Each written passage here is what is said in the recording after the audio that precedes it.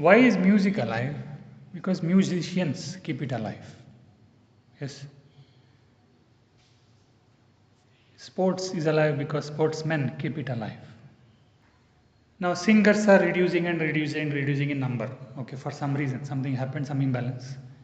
Singers are not coming up. Everybody is becoming engineers. Okay, all singers are becoming engineers. Nobody is singing. But you start worshipping the concept of music. Is that of any consequence? You just go on worshipping it and become a fanatic. That is of no consequence. Similarly, if whatever we talk of as devotion and God, God remains alive only through devotees.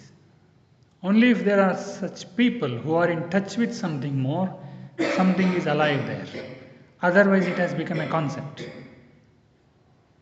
And that is how it used to happen in India. There are some people who don't need inspiration from others. Their desperation is strong enough, their hunger is strong enough, they come to sense food themselves and they'll start singing about that food. And they will finally taste food, and they're fine by themselves. They don't need somebody else's help.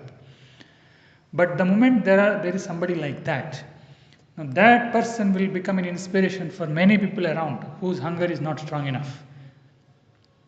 This person is now a live example. He is in touch with something more. And those people around him will get devoted to him, not God. That is what used to happen, if you see. Even now, if you go to Ramakrishna Ashram, everybody is devoted to Ramakrishna Paramahamsa, not Kalima. He was devoted to something and he was doing something, you leave that. But people are devoted to him. They are not devoted to God. They are not going to the ashram because of God. Same thing with Ramana Maharshi, same thing with any other ashram. So when our intuitive mind is not that sharp enough, we are not able to sense something more, our hunger is not strong enough, only a live example is what keeps our devotion alive. But if my hunger is not strong enough, if I make up the concept of God and if I get devoted to that, I am just a mental case.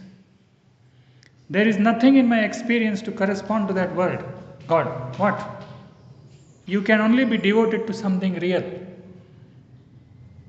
You create your own thought of God and devoted to that means you are devoted to yourself. Isn't it? Your concept only it is. It is in your head, you are worshipping that, you are worshipping yourself.